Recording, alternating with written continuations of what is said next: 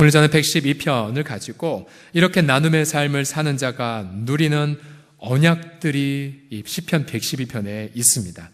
이 112편을 한마디로 말하면 나눔의 행복을 담은 시편이라고 말할 수 있습니다. 뭐라고요? 나눔의 행복을 담은 시편이라고요. 예를 들어 시편 여기 본문의 5절을 보시게 되면 같이 읽어보겠습니다. 5절 시작.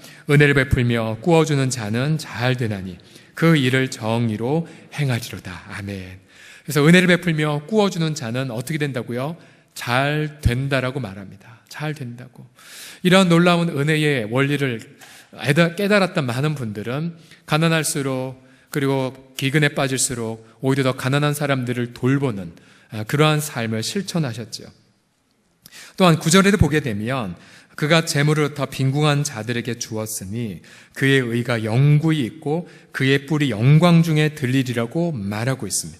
그러니 우리 서울 홍성 공동체가 이렇게 재물을 나누고 그래서 빈궁한 자들에게 나눠주기 위한 준비를 위해 땀방울 흘리는 것, 그것만큼 하나님의 큰 기쁨이 되는 것이 어디 있겠습니까? 그죠? 이렇게 시편 112편은 나눔의 행복을 담은 시편이면서 이렇게 은혜를 베풀며 꾸어주는 삶, 또 빈궁한 자들에게 나누어주는 이 삶을 가리켜 여러 가지 다른 용어로 묘사하고 있습니다. 예를 들어 1절에는 여호와를 경외해야 하는 삶이라고 말하고 있고, 또한 2절에 보면 정직한 자의 삶이라고 그렇게 말하고 있습니다. 그러니까 여호와를 경외하는 것, 또 정직하게 사는 것, 어쩌면 막연할 말일 수도 있지만 그러나 이러한 명제가 본문을 통해 성립되죠. 은혜를 베풀며 꾸어주는 자는 여호와를 경외하는 자입니다. 그렇죠? 또 그가 재물을 더 빈궁한 자들에게 나누어 주는 자는 정직한 자입니다. 정직한 자요. 이처럼 나눔의 행복을 담은 이 112편을 통하여서 세 가지로 나눔의 행복은 무엇인지, 또 작게는 여러분이 사랑의 바지를 섬기면서 하나님께로부터 받았던 언약들이 있습니다. 그것을 잠시 상고하고자 합니다. 첫 번째로 나눔의 행복은 무엇이냐면 은혜 받은 자의 본분을 회복하는 기쁨에 있습니다. 첫 번째를 같이 읽어보겠습니다. 시작. 은혜 받은 자의 본분을 회복하는 기쁨. 자, 쉽게 말하면 내가 정말로 예수 믿고 구원받았는데 구원받은 나의 원래의 모습을 회복하는 결정적인 기회가 어디냐면 바로 이런 나눔의 축제라는 사실입니다. 나눔의 축제의 사실이에요. 자, 우리가 정직이라고 하였을 때에 우리가 무엇을 정직으로 표현할 수가 있겠습니까? 그것은 바로 내가 예수님의 생명을 하나님으로부터 나눔을 받았는데 이러한 놀라운 나눔을 경험하였다면 정직한 자는 어떻게 표현하겠습니까? 내가 받았기 때문에 어떻게 해요? 나도 거저 주는 삶을 살게 되죠. 그죠? 주님이 말씀하신 것처럼 너희가 거저 받았으니 거저 주라. 우리가 생명을 선물로 받았으면 우리의 생명을 나누어 주고요. 우리가 은혜를 선물로 받았으면 우리가 은혜를 거저 나누게 되죠. 우리가 사랑을 거저 받았다면 우리는 사랑을 기쁨으로 나누어 주고, 우리가 특별한 하나님의 그런 돌보심을 경험했다면 우리도 이웃을 아름답게 돌보는 그 삶이야말로 여호와를 경외하는 삶이요 정직한 자의 마땅한 본분임을 믿습니다. 그래서 이처럼 우리가 성도가 이런 건강한 삶을 살아가게 될 때에 우리 내면에는 극한 기쁨이 넘쳐나게 되죠. 우리 1절을 보시게 되면 할렐루야 여호와를 경외하며 그의 계명을 크게 즐거워하는 자는 뭐가 있습니까? 복이 있습니다. 복이 있어요. 또한 4절에도 보시면 정직한 자들에게는 흑암 중에 빛이 일어나나니 그는 자비롭고 긍휼이 많으며 의로운 이로다 라고 말하고 있습니다. 즉 본문에서 말하는 이 정직은 나눔의 삶을 지키는 삶이라고 이미 말씀드렸는데요. 이런 나눔의 삶을 지키는 자는 흑암 중에 빛이 일어나는 것 같은 경험을 한다라고 말합니다. 자, 그래서 여러분 지난 이틀 동안 여러분이 수고와 땀방울을 흘리면서 특별히 하나님 앞에 이러한 기도를 드려보십시오. 성령님, 이틀 동안 섬기면서 주님이 제게 주신 분복은 무엇입니까? 저는 종종 주님 앞에 주님, 저 이거 했는데 보너스 없어요. 그럼 여지없이 보너스에 해당하는 어떤 기쁜 이벤트들이 제 삶에 일어나는 걸 제가 굉장히 많이 경험했어요. 우리가 은혜를 받은 자로서 은혜 받은 자의 본분을 그렇게 작지만, 그렇다고 이것이 나의 공로는 아니지만 그걸 표현했던 여러분의 삶에 성령님 과연 어떠한 은총들을 주셨을까요? 무엇보다 가장 큰 은총이라 한다면 앞서 말씀드린 것처럼 나의 원래의 모습이 무엇인지를 발견한 것 아니겠습니까? 즉, 내가 어느 때에 가장 아름답고, 내가 언제 어느 때 가장 행복해하고, 또 내가 언제 가장 보람을 느끼는지를 여러분 지난 이틀 동안 경험하셨어요. 그래서 특별히 우리 자매님들, 어떤 분들은 메이크업을 하지 않았음에도 불구하고 너무나도 가을 하늘과 아름다운 이 아티스트적인 메이크업을 보여주셨죠. 그죠? 가장 아름답고 가장 숭고하고 또 가장 정말 멋진 모습이 바로 나눔의 현장에 있는 우리들의 모습임을 믿습니다. 두 번째로 나눔의 행복은 본문에 따르면 두려움에서 자유해지는 평안임을 말하고 있습니다. 함께 따라 하시겠습니다. 두려움에서 자유해지는 평안. 시작. 자, 6절에서 8절을 보시게 되면 나눔의 삶을 실천한 이 삶을 가진 이 사람은 이러한 은혜들을 지금 체험하고 있어요. 6절을 보시면 그는 영원히 흔들리지 아니하며 의는 영원히 기억되리로다. 그러면서 그는 흉한 소문을 두려워하지 아니하며 여호와를 의뢰하고 그의 마음을 굳게 정하였도다. 그의 마음이 견고하여 두려워하지 않을 것이라. 그의 대적들이 받는 보응을 마침내 볼 것이라고 말하고 있어요. 놀랍죠? 우리가 나눔의 삶을 실천할 때에 우리 내면 속에서는 사람들이 두려워하는 흉한 소문에 대해서 두려워하지 않게 돼요. 아마 여러분들이 이틀 동안 섬기면서 받은 가장 큰 은혜 중에 하나는 평강일 것입니다. 왠지 모르는 이 자유함, 왠지 모르는 염려들, 왠지 모르는 어떤 극한 만족감들.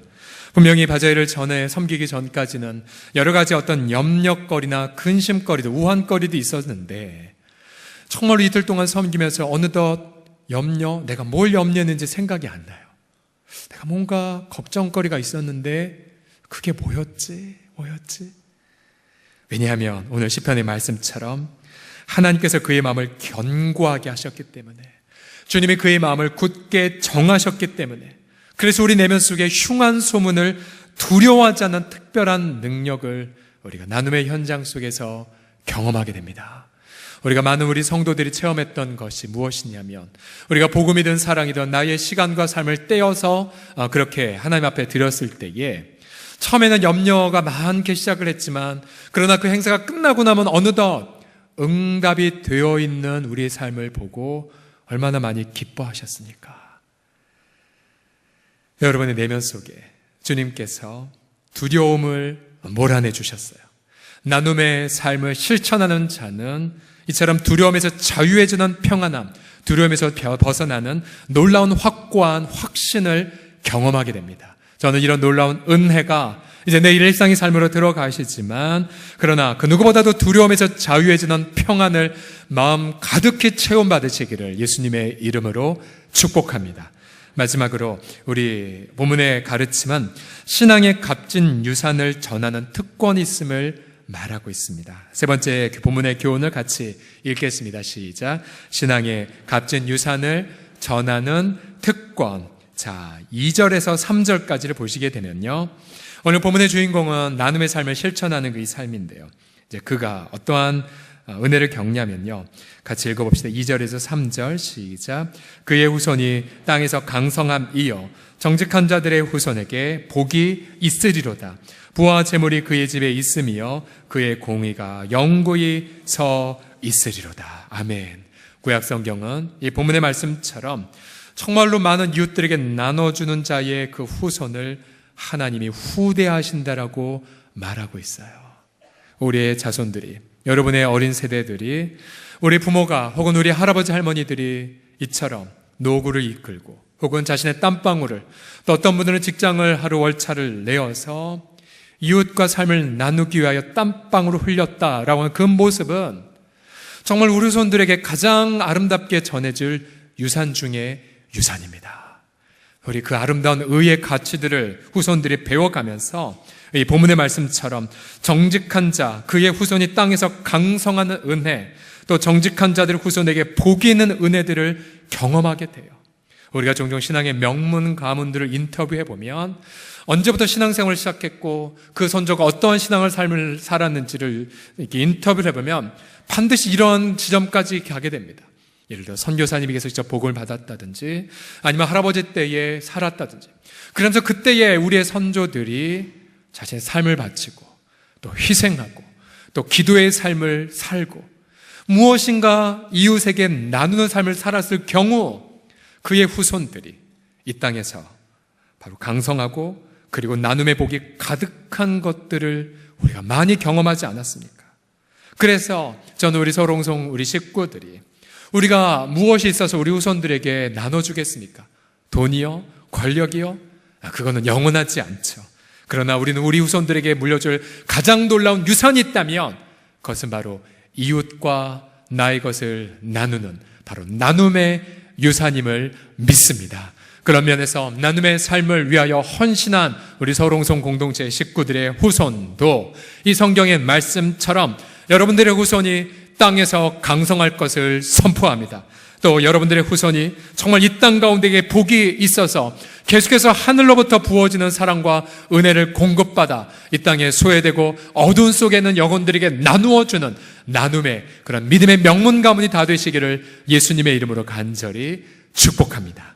우리가 바자회가 마쳐지게 되면서 곳곳에 정말로 감사한 모습들, 또 기쁜 모습들이 참 많이 있었는데요. 우리 여전도회 전체를 섬긴 우리 총무 권사님께서 바자회 감사 10가지를 벌써 그 사이에 정리해서 이렇게 저한테 전달을 해주셨어요. 제가 그대로 읽어볼게요. 바자회 감사 10가지 모두들 자원하셔서 기쁨과 질서 또 정연하게 아주 좋았습니다. 특별히 이번에 많은 분들이 이런 얘기 하셨어요. 물 흐르듯이 별로 소리도 없이 이렇게 조용하게 흘러가네요 라는 말들을 곳곳에서 들려주셨어요. 또 두 번째로 서로를 격려하며 감사하는 마음이 많이 보였다라는 거. 또 세 번째로 시작 전에는 바자에 대한 걱정과 염려가 컸는데, 왜냐하면 이번엔 가장 큰 염려는 열흘간의 추석 연휴였죠. 그죠? 많은 분들이 추석 때 사실 돈 다 써버릴 텐데, 또 너무 공백이 큰데, 그래서 9월부터 연휴 끝나면 바로 바자회인데, 근데 이런 두려움이 변하여 미소와 노래가 되는 시간을 보낼 수 있음에 감사를 드렸어요. 또 네 번째로 평소 인사 정도만 하던 회원들이 애정이 담긴 의미 있는 접촉과 칭찬과 인정의 말을 건네며 서로 축복하고 격려하는 깊은 사이가 된 거.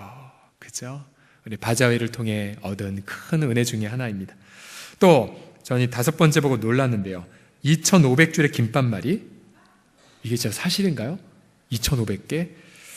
2,500줄의 김밥말이를 준비하며 지낸 나흘 동안 우리 일터가 기쁨의 예배였음에 감사드립니다.